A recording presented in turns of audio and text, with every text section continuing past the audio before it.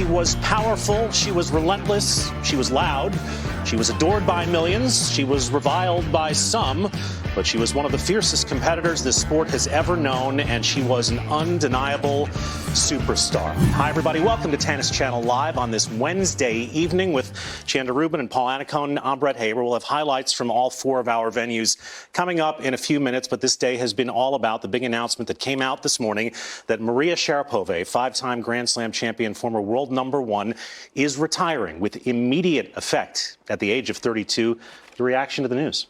Yeah, not really surprising, but I think the timing, maybe expected her to at least play through the year and you know, have a little more advance notice. It just kind of seemed to come all of a sudden, but a fantastic, incredible career that Sharapova has had, the competitor that she was. She impacted so many, and you know, she's really put her thumbprint on the sport.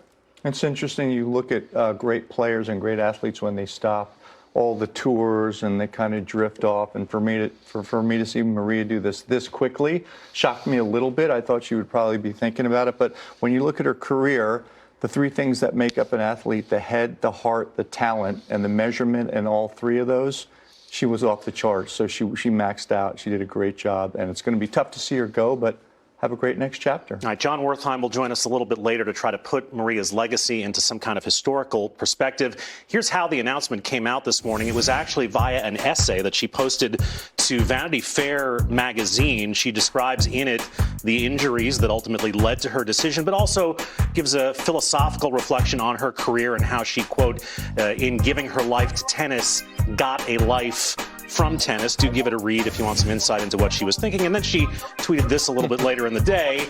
And doesn't that photo, guys, remind us of where it all started for Maria and her dad, age 6, coming from Russia with less than $1,000 to their name, didn't speak a word of English, and the rest is history, right? She's kind of been the model for so many players that we see even today coming out. We just saw Sophia Kenin win the Australian Open. Maria Sharapova was an idol for her, a similar story. But, Sharapova just took no quarter, gave no quarter, and she played every point like it was going to be her last potentially. And so, it's great to see her kind of go out, somewhat on her own terms, making the decision, not letting it linger for too much longer.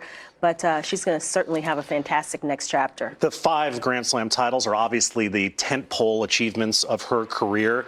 Got the career Grand Slam as well. Paul, what will be the resounding memories of her career for you? Well, for me, it's the fact that the last 2 majors she won was Roland Garros, and the clay was always her hindrance, right? I mean, she even said, what did she say? I move like a cow on ice. One of the most famous quotes ever. And that, to me, shows you the kind of competitor she is and was. She was just like, this is my toughest surface. I'm going to figure this out. I am going to do this. And she wins that title twice. I mean, it's just incredible testimony to who she is, how she does things, and her resilience.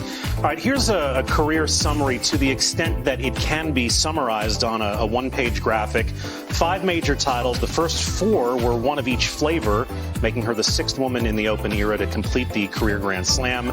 Then, as Paul mentioned, she won the French for the 2nd time in 2014. 36 singles title, the #1 ranking for 21 weeks, won silver at the London Olympics, Fed Cup title in 2008. Here's some of what the players and others had to say when the news broke out today.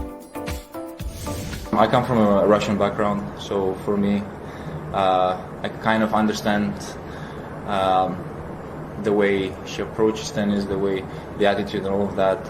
I've watched her play when I was young. I remember her Wimbledon title when she was, I don't know how old was she, 20 years old. 17 she was, unbelievable. I remember that. Well, she had a really good career, I can tell you. Maria Sharapova retiring from the tour. Thoughts on her career?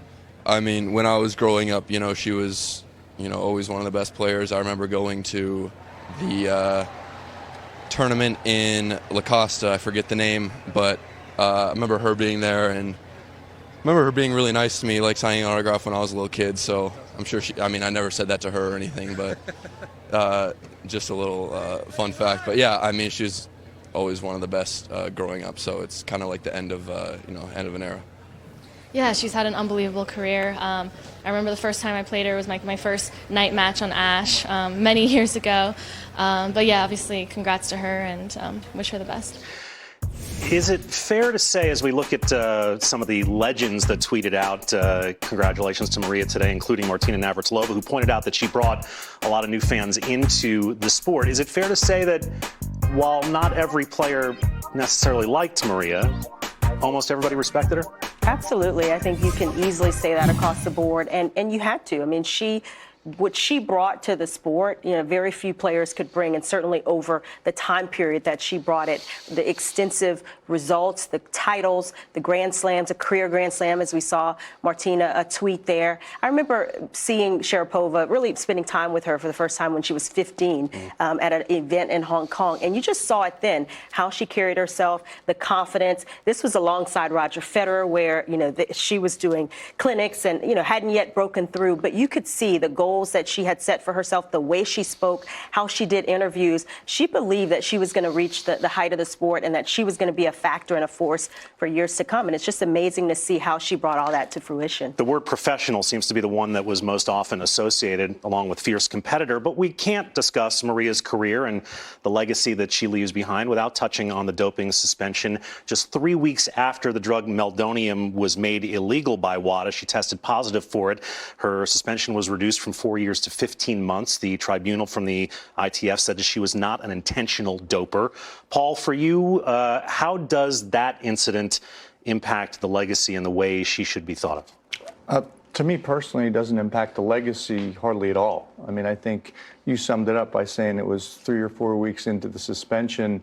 3 or 4 weeks into the change that it became illegal. Yep. And two things. One is the way it was done, the fact that she got up in front of the microphone and she owned all of it. She said, I take full responsibility for all this, told us why she used it, and told us that when we learned actually all the facts, that for all those times that she had used it before, it wasn't anything that was illegal. So everyone could have and may have been using it. So it has no impact on all those titles she won, as far as I'm concerned. So I like to focus on the good stuff, but that's going to be a topic of conversation for people. It's going to be a lot of debate, but I think that there's a lot of things to talk about besides that. No, absolutely. I think it was tough for her, a player who was as competitive, who was as professional as she was, for that situation to come into play. And literally, as Paul said, you're talking about, 5, 6 weeks, a couple of months, barely into the season where it was made illegal. Had she just known, had her team, had her team known, this wouldn't have even been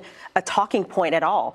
Unfortunately, she did take a substance that was eventually banned because athletes were using it for performance enhancing. And that's kind of the tarnish. And she wasn't able to kind of come back and get close to that level again once she did return to the sport. But you cannot discount everything she accomplished, how she did it, how she battled, how professional she was over the course of her career. And you've got to respect all that. And titles were what she won on her racket.